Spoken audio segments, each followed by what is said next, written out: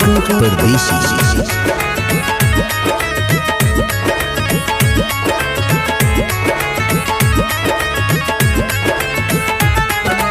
राजा राजा कहते कहते दिहलू धोखा भारी, राजा राजा कहते कहते दिहलू धोखा भारी। खोइलू हमरा नाम के क्रिया गइलू दूसरा संग ससुरारी, खोइलू हमरा नाम के क्रिया गइलू दूसरा संग ससुरारी। राजा राजा कहते कहते दिहलू धोखा भारी, राजा राजा कहते कहते दिहलू धोखा भारी।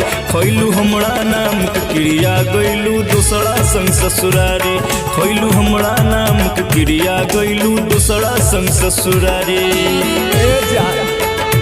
आखिर काहे काहे हमको छोड़ के चल गई, बतावा ना कौन कसूर है हमार। म्यूजिक बाय पंकज परदेसी। तहरा के ना लाज आइल अपना है सहूर पा, लागता कि फेंक के इज्जत आइल बारू धूर पा। अब तहरा बिना जी न सकिला। तहरा के ना लाज आइल अपना है सहूर पा, लागता कि फेंक के इज्जत आइल बारू धूर पा। मरलू हमके ठोकर देखी पैसा औरी गाड़ी, मरलू हमके ठोकर देखी पैसा औरी गाड़ी।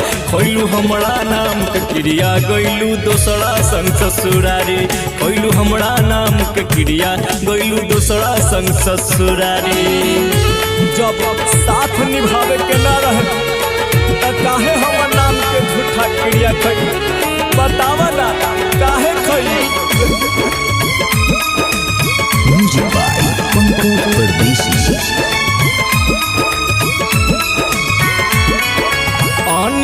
तिवारी के बाही में समैलू हो, धर्म पाला के लाके काहे भूल गइलू हो। बतावा ना काहे भूल गइलू।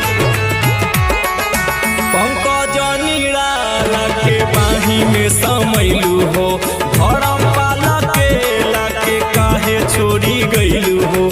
हमरो ई जुदाई तोहके एक दिन दीही मारी, हमरो ई जुदाई तोहके एक दिन दीही मारी। खैलू हमरा नाम के क्रिया गइलू दूसरा संग ससुरारी, खैलू हमरा नाम के क्रिया गइलू दूसरा संग ससुरारी।